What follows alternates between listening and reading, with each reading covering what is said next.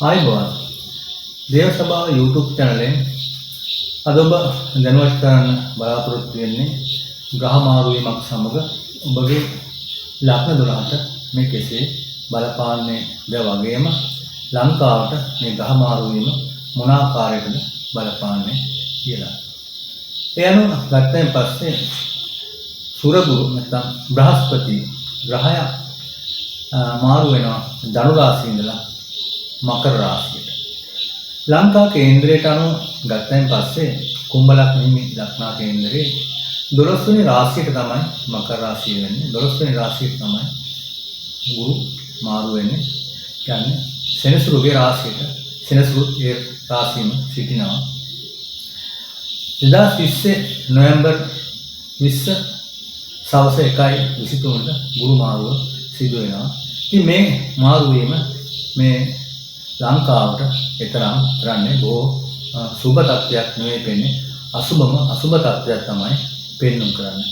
විශේෂයෙන් වර්තමානයේ තියෙන මේ තත්ත්වයක් අනුව මේ ලෝකෙට මේ බලපාන කොරෝනා වෛරස් රෝගය සමග ලංකාවට මේ බලපාන මේ තත්ත්වයක් සමග ආධ්‍යාත්මික පැත්ත නියෝජනය කරන ගුරු බ්‍රහස්පති නීච වීම තවත් මේ සත්‍යත්වය එන්න වැඩි වෙන නැත්නම් මේ ස්වභාවය මිනිස්සු විනාශයට නැතිවීමට ආර්ථික වශයෙන් සමාජීය වශයෙන් සෑම අංශයකම පිරිහීමට ලක් වෙන තත්ත්වය තමයි පෙන්වන්න කරන්නේ.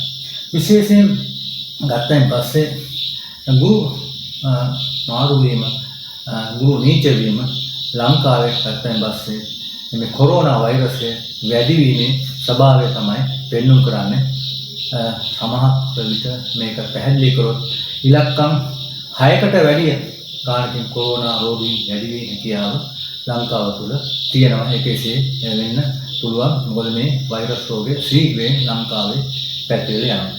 ඒ වගේම ගත්තයින් පස්සේ මේ රාජ්‍ය ආයතන ප්‍රධානීන් අතර විවිධ මතගැටුම් ඇතිවීම නිසා මේ සමාජයේ දෛනික ජීවිතයේ දෛනික ක්‍රියාකාරකම් ආකූල ව්‍යාකූල වෙනස් තත්ත්වයක් තමයි ඉදිරි පෙන්වන්න කරන්නේ. ඒ වගේම ලෝකයේ ගත්තයින් පස්සේ මේ වෛරස් රෝගයෙන් මරණ ප්‍රමාණය සහ වෛරස් රෝගයේ වැඩි වීමේ ප්‍රමාණතාවය වැඩි. ඉතින් මේ ගුරු කියන ග්‍රහය බ්‍රහස්පති නීච වීම ඊතරම් 12 වෙනි රාශියට පැමිණීම ලංකාවට අසුබ තත්ත්වයක් තමයි පෙන්වන්න කරන්නේ. මේක 2021 අප්‍රේල් මාසයේ දක්වා මේ ගුරු නීචව මේ 12 වෙනි රාශිය කුම්භ ලග්නෙහි ලංකා කේන්ද්‍රයට සිටිනවා. ඒ වගේම ගුරු සිටින ගුරුත් එක්ක සානි යෝග වීම තවත් අසුබ තත්ත්වයක් තමයි පෙන්වන්න කරන්නේ. ඒ අනුව අපි ගත්තයින් පස්සේ මේ කේන්දරේ නැත්නම් ඔබගේ ලග්නේ මේ මොන ආකාරයකද බලපාන්නේ කියලා අපි කෙටියෙන් විමසා බලමු.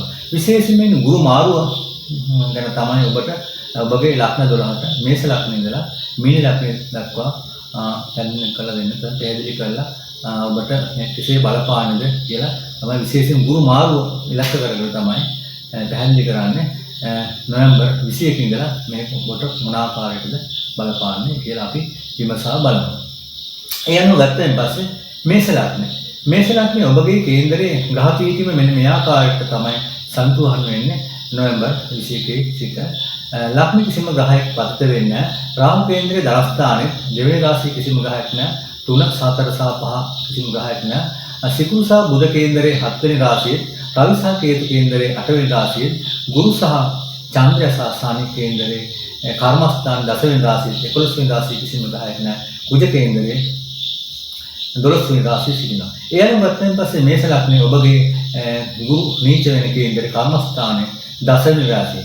විශේෂයෙන් 10 වෙනි රාශිය නියෝජනය කරන තමන්ගේ රැකියාව පැත්ත නියෝජනය කරනවා වගේම රැකියාව බලාපොරොත්තු වෙමින් ඉන්න අය තමන්ගේ ඒ වගේම රැකියාව කරන ස්ථානයේ අහිමිවීම නැතිවීම ඒ වගේ රැකියාව බලාපොරොත්තු වෙනවා අතපසු වීම නැත්නම් නොලැබීම සිදු වෙන්න පුළුවන්. විශේෂයෙන් ගුරු මහදසාව ගෙවනවා නම් ඔබට ගුරු උපතින්ම කේන්දරයේ 10 වෙනි රාශියේ සිටිනවා නම් මේෂ ලග්නෙට විශේෂ සුබ තත්ත්වයක් නෙවෙන්න අසුබම තත්ත්වයක් තමයි පෙන්වන්න කරන්නේ. සනිත් එක ගුරු වෙනවා තවත් අසුබ තත්ත්වයක් තමයි පෙන්වන්න කරන්නේ. 10 වෙනි රාශියේ ගුරුට හඳුනන ගුරු කේන්දරේ මේ අවස්ථාවේ නීච වීම ඔබගේ රැකියාව පැත්තෙන් විශේෂයෙන් සුබ තත්ත්වයක් පෙන්වන්න කරන්නේ. තමගේ දෛනික ජීවිතයේ ක්‍රියාකාරකම් බොහෝ විට ආකූල ව්‍යාකූල ස්වභාවයක් තමයි මේෂ ලග්නෙට පෙන්වන්න කරන්නේ ගුරු මාරුව සමග. උෂම ලග්න ගත්තයින් පස්සේ රාහු තමයි ඔබගේ ලග්න සිටින්නේ කේන්දරයේ 2 සහ 3 4 5 රාශිය කිසිම ග්‍රහයක් නැහැ. බුධ සහ සිකුරු කේන්දරයේ 5 වෙනි රාශිය 6 වෙනි 7 වෙනි රාශියේ බුධ සහ සිකුරු කේන්දරයේ 6 වෙනි රාශිය රවි සහ කේතු කේන්දරයේ 7 වෙනි රාශිය ඒ වගේම ගුරු සහ චන්ද්‍රයා සහ ශනි කේන්දරයේ පුණ්‍ය ස්ථානයේ 9 වෙනි රාශිය සිටිනවා. කේන්දරයේ කුජ කේන්දරයේ අයස්ථානයේ 11 වෙනි රාශිය සිටිනවා. උෂම ලග්නට ගත්තයින් පස්සේ රාහු ලග්න සිටීමත් රවි සහ කේතු හතේ සිටීමත් විවාහ ජීවිතයේ වගේ අවුල් දීමේ වගේ ගෘහ ජීවිතයේ අවුල් දීමේ විශේෂයෙන් බලපාන රාහු මහදසාව වෙනවා නම් ගුරු මහදසා අතුරු දසා වෙනවා සුබ තත්ත්වයක් වෙන්නු කරන. ඒ වගේම ආධ්‍යාත්මික පිරිහින් පැත්ත ඔබගේ වැඩි මොකද ගුරු කේන්ද්‍රේ නීච වෙන ඔබගේ පුණ්‍ය ස්ථාන නිසා. ඒ වගේම රවි සහ කේතු කේන්ද්‍රේ 7 වෙනි රාශිය සිට නිසා ප්‍රේමතුන් ප්‍රේමතියන් අතර ගැටුම් ඇතිවීම සහ අඩදබර ඇතිවීම සහ වෙන්වීම බොහෝ දුරට මේ කාල සීමාව තුළ සිදු හැකි උෂම ලග්නට තරම් මේ සුබ තත්ත්වයක් වෙන්නු කරන්නේ.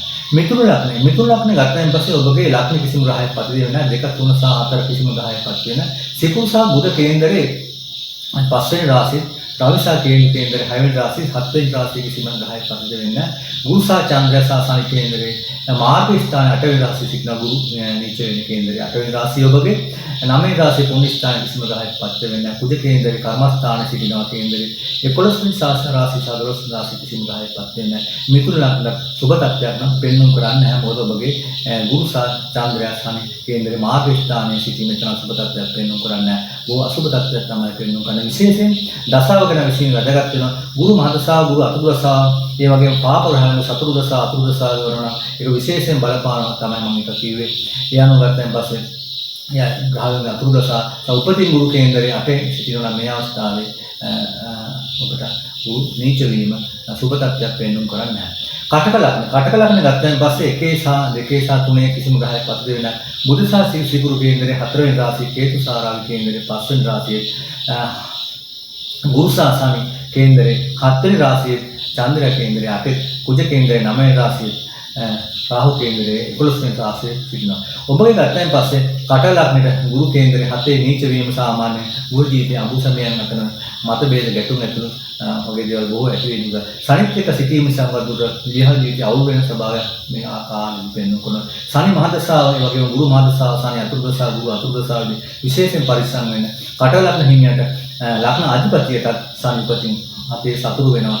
ඒ අපේ සිටින සනි සතුරු වීම නිසා ගෘහ ජීවිතයේ අවුල් ස්වභාවයක් තමයි පෙන්වන්න කරන්නේ. ඔය මහදසා අතුරු දසා විශේෂයෙන් වැදගත් වෙනවා කට ලග්න හිමියට.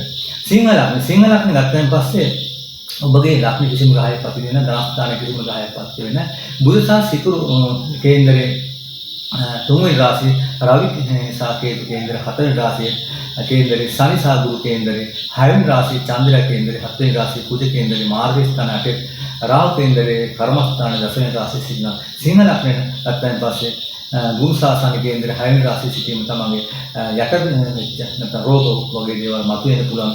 දීර්ඝ කාල වශයෙන් යම් රෝග වලින් පෙළෙන විශේෂයෙන් ගුරු මහදසා ශනි අතුරු දසා වෙන විශේෂයෙන් බලාපොරොත්තු නොවන ආකාරයේ මරණය වගේ දේවල් වලට මුහුණ දෙන්න කියලා සිදු වෙනවා. මේ කාලේ ගුරු නීච වීම 6 වෙනි රාශියේ සුබ තත්ත්වයක් පෙන්වන්න කරන සනිත් එක්ක සිටීම ඒ වගේම කුජ මාර්ග ස්ථාන සිටීම සිංහ ලග්නට විතර සුබ තත්ත්වයක් පෙන්වන්න කරන්නේ නැහැ. කන්‍යා ලග්න ගත්තන් පස්සේ ලග්න කිසිම ග්‍රහයක ඔබගේ පතිත වෙන්නේ නැහැ. සිකුරු සහ බුධ කේන්දරේ ධනස්ථානයේ සිටිනවා. කේතු සහ රවි කේන්දරේ 3 වෙනි රාශියේ ගුරු සහ චන්ද්‍රයා සහ ශනි කේන්දරේ 5 වෙනි රාශියේ සිටිනවා. රවි කේන්දරේ 6 වෙනි රාශියේ කුජ කේන්දරේ 7 වෙනි රාශියේ 9 වෙනි රාශියේ පුණ්‍ය ස්ථානයේ රාහු සිටිනවා. ඔබ කන්‍යා ලග්න ගත්තන් පස්සේ සාමාන්‍ය ස්වභාවයක් තමයි පෙන්වන්න කරන්නේ. ඊතරම්ම තදබල අපරතත්වයක් ඔබට පෙන්වන්න කරන්නේ නැහැ. සමස්තයක් වශයෙන් ගුරු මාරු වීම ඔබට අසුබ තත්ත්වයක් නම් ඊතරම් පෙන්වන්න කරන්නේ නැහැ. ඒ වගේම තුලා ලග්න ගත්තන් පස්සේ සිකුරු සහ බුධ කේන්දරේ ලග්න සිටිනවා. කේතු සහ රවි කේන්දරේ ධනස්ථානයේ සිටිනවා. 3 වෙනි රාශියේ කිසිම ග්‍රහයක් පතිත වෙන්නේ නැහැ. ගුරු සහ චන්ද්‍රයා සහ ශනි කේන්දරේ 4 වෙනි රාශියේ සිටිනවා. කුජ කේන්දරේ 6 වෙනි රාශියේ සිටිනවා. රාහු කේන්දරේ මාර්ග ස්ථාන 8 සිටිනවා. තුලා ලග්න ගත්තන් පස්සේ ඔබගේ කේන්දරේ ගුරු කේන්දරේ නීච වෙන කේන්දරේ 4 වෙනි රාශිය ඉඩකඩම් ගෙවද්දර යාන වාහන භෞතික සම්පත් සම්බන්ධයෙන් බොහෝ බාධා කරදර ඒ වගේම ඒවා විකිණීමට නැති කිරීමට ඒවා හිමි වීමට හැකියාව තියෙනවා. ගුරු මදසාව ශනි මහදසාව ශනි අතුරු දසාව ඉන්නයි බොහෝ පරිස්සම් වෙන්න. ශනි ගුරු කේන්දරේ 4 නීච වීම ඊතර සුබ තත්ත්වයක් පෙන්වන්න කරන්නේ තුලා ලග්නට. උච්චක ලක්ෂණ ගත්තයින් පස්සේ කේතු සහ රවි කේන්දරේ ලක්ෂණ සිටිනවා ධනස්ථානයේ කිසිම ග්‍රහයක් පත් වෙන්නේ නැහැ. ගුරු සහ චන්ද්‍රයා සම කේන්දරේ තුන්වෙනි රාශියේ සිටිනවා 4 කිසිම ග්‍රහයක් පත් වෙන්නේ නැහැ කේන්දරේ. පස්වෙනි රාශියේ කුජ සිටිනවා කේන්දරේ. රාහු කේන්දරේ 7 වෙනි රාශියේ කේන්දරේ 8 සහ 9 10 11 රාශි කිසිම ග්‍රහයක් වෙන බුධ සහ සිකුරු කේන්දරේ 12 වෙනි රාශියේ සිටිනවා. උච්චක ලක්ෂණ සාමාන්‍ය තත්ත්වයක් තමයි පෙන්වන්න කරන පදබල අපල තත්ත්වයක් පෙන්වන්න කරන නැවට හිතුවක්කාර ගතිය සනිකෝ තීරණ ගැනීම නිසා ගෘහ ජීවිතය අවුල් වීම සහ ප්‍රේම සම්බන්ධකම් වගේ දේවල් බිඳ වැටීම් වගේ දේවල් සිදු වෙන පුළුවන් උච්චක ලක්ෂණ හිමීට කේතු සහ රවි ලක්ෂණ සිටීම රාහු කේන්දරේ 7 වෙනි රාශියේ සිටීම. ඒ වගේම ධනු ලක්ෂණ ආධිපතියන් ඔබගේ ලක්ෂණ කිසිම ග්‍රහයක් පත් වෙන්නේ නැහැ. ලක්ෂණාධිපති ගුරු කේන්දරේ ධනස්ථානයේ නීච වෙනවා. සනිත් එක චන්ද්‍රයක් එක තමයි දැන් සිටින කේන්දරේ තුන්වෙනි රාශිය කිසිම ග්‍රහයක් පත් වෙන්නේ නැහැ. කුජ කේන්දරේ 4 වෙනි රාශිය 5 වෙනි රාශිය සහ 6 වෙනි රාශිය රාහු සිටිනවා. 7 වෙනි රාශිය 8 9 10 රාශිය කිසිම ග්‍රහයක් පත් වෙන්නේ නැහැ. බුධ සහ සිකුරු කේන්දරේ ඔබගේ කේන්දරේ 11 වෙනි රාශිය කේතු සහ රවි කේන්දරේ 12 වෙනි රාශිය සිටිනවා. ඒ අනුව ගත්තයින් පස්සේ ධනු ලක්ෂණයට සාමාන්‍ය තත්ත්වයක් පෙන්වන්න කරනවා. මුදල් ඇතින් ලැබීම් දේවල් සාමාන්‍ය අහිමිවීම වගේ දේවල් නැත්නම් නොලැබීම වගේ දේවල් ධනය සම්බන්ධව යම් ගැටළු ප්‍රශ්න නැති වෙන හැකියාව තියෙනවා. මේ කාලේ ගුරු මාදසා සනි මාදසා ගුරු අතුරුදසා ගෙවනට විශේෂයෙන් ගුරු කේන්දරේ උපදීම ධනස්ථාන දෙකේ සිටිනවා. තදින් බල අපල කාලයක් තමයි පෙන්වන්න කරන්නේ. විශේෂයෙන් ගුරු නීච වීම බොහෝ අයට මේ ලක්ෂණ 12ම සුබ තත්ත්වයකට වෙදී අසුබ තත්ත්ව තමයි පැහැදිලි පෙන්වන්න කිරීමේ හැකියාව තියෙනවා. මකර ලක්ෂණ අධිපතියම සමග ගුරු කේන්දරේ නීච වෙනවා. ලක්ෂණේ චන්ද්‍රයක් ඉන්න සනිත් ඉන්නව ලක්ෂණයම කේන්දරේ තුන්වෙනි රාශිය කුජ කේන්දරේ ඔබගේ කේන්දරේ ගත්තෙන් පස්සේ රාහු කේන්දරේ පස්වෙනි රාශිය සිටිනවා. බුධ සහ සිකුරු කේන්දරේ 10 වෙනි රාශිය රවි සහ කේතු කේන්දරේ 11 වෙනි රාශිය සිටිනවා. ඔබගේ කේන්ද්‍ර සටහනේ මෙන්න මේ ගහපීතින් ඔය ආකාරයට ගුරු උපදින්ම සිටිනවා මකර රාශියේ උපදින්ම ලක්ෂණ සිටිනවා උපදින්ම නීච සිටිනවා. ඔබට තදබල අපල කාලයක් තමයි ඒ ගුරු මහදසා ගුරු අතුරුදසා වෙනවා තදබල අපල තත්ත්වයක් තමයි පෙන්වන්නේ. සෑමතෙම පීඩිතපත් තත්ත්වයක් තමයි පෙන්වන්න කරන්නේ. කුම්භ ලක්ෂණ ගත්තන් පස්සේ ලක්ෂණ කිසිම ග්‍රහයක් පත් වෙන්නේ නැහැ. කුජ කේන්දරේ ලාස්ථානයේ සිටිනවා. ඒ වගේම කේන්දරේ රාහු කේන්දරේ 4 රාශිය 5 සහ 6 7 8 රාශිය කිසිම ග්‍රහයක් නැහැ. බුධ සහ සිකුරු කේන්දරේ පුණ්‍ය ස්ථානයේ කේතු සහ රවි කේන්දරේ කර්මස්ථාන සිටිනවා.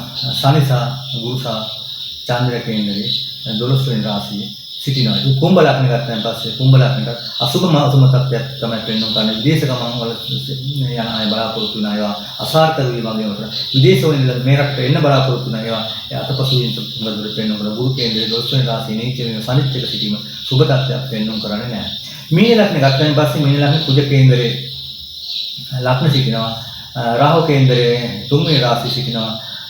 බුධ සහ සිකුරු කේන්දරේ 8 වෙනි රාශියේ රවි සහ කේතු කේන්දරේ 9 වෙනි රාශියේ චන්ද්‍රය සහ ශනි ගුරු කේන්දරේ 11 වෙනි රාශියේ සිටිනවා. මේ ලක්ෂණ සාමාන්‍ය තත්ත්වයක් තමයි පෙන්වන්න කරන්නේ. ලොකුම තදබල අපලයක් පෙන්වන්න කරන්නේ. ඒක ඔබගේ ධන හානිය වගේ දේවල් ලැබී පැතුම් කරදුට දුර්වල වීම තත්ත්වයක් පෙන්වන්න කරන මොකද ගුරු කියන කේන්දරේ 11 වෙනි රාශියේ සිටිනවා. ඒ අනුව ගත්තන් පස්සේ මේෂ ලක්ෂණ සිට මීන ලක්ෂණ ගත්තන් පස්සේ මේ ගුරු නීච වීම බොහෝ ලක්ෂණ වලට බොහෝම විදිහට අසුභ තත්ත්වයක් තමයි පෙන්වනවා. සමස්තයක් වශයෙන් ගත්තන් පස්සේ මුල් ලංකාවේ සියලුම ජනතාවට ගත්තන් පස්සේ මේ ගුරු නීච වීම තමයි දෛනික ජීවිතයේ රැකියාව යෝග විවාහ ජීවිතයේ නිරෝග විශේෂයෙන්ම කොරෝනා වගේ වෛරස් වලින් දෛනික සම්පූර්ණ අවුල් වෙන 100%ක්ම අවුල් වෙන ස්වභාවයක් තමයි පෙන්වන්නේ. ලක්ෂණ 12ට සුභ තත්ත්වයක වැඩිය අසුභ තත්ත්වය තමයි මේ ගුරු නීච වීම පෙන්වන්න කරන්නේ. මේ කාලවකවානුව ගාදුර පරිස්සමෙන් තමගේ ආධ්‍යාත්මික ගුණධර්ම වැඩිවීමෙන් තමයි මේ කටයුතු යම්කිසි බේරීම අසහන ගැලවීමේ හැකියාව තියෙන්නේ. ඒ වගේම විශේෂයෙන් මතක් කරන අවසාන වශයෙන් ලංකාවේ මේ ගුරු නීච වීම ආධ්‍යාත්මික නීච වීම විසින් ආධ්‍යාත්මික ගුණධර්ම පිරිහීම වගේ වීම නිසා තමයි ගුරු නීච වීම සමග ඒවා සිදු වෙන්නේ. ලෞකික සහ භෞතික පැත්තට යොමු වෙන ආධ්‍යාත්මික ගුණධර්ම වැඩිවීමෙන් ආධ්‍යාත්මික පැත්ත වර්ධනය කිරීමෙන් ඒ වගේම විශේෂයෙන් මේ අවස්ථාවේ මතක් කරලා දෙනවා නම් ලංකාවේ සිංහල මුස්ලිම් දෙමළ බර්ගර් මේ සියලු දෙනාම ආධ්‍යාත්මික විශේෂ වැඩ පිළිවෙල නැත්නම් ආධ්‍යාත්මික යම්කිසි පුද සත්කාර ඒ වගේම දේව සාන්ති කර්ම වගේ දේවල් නැත්නම් විශ්ව සාන්ති කර්ම වගේ දේවල් එක දිනට එක වෙලාවකට යම්කිසි කරවත මේ අපල වලින් මුදා ගැනීම හැකියාව තියෙනවා. යහපත් චේතනාවෙන් රාග දේශ මොහ වලින් ඉවත් වෙලා කරුණා මෛත්‍රී සිතුවිල්ලෙන් මේ කටයුතු කිරීමෙන් තමයි මේ කියන දර්ශනේ බේරීමේ හැකියාව ගැලවීමේ හැකියාව ඔබට තියෙනවා.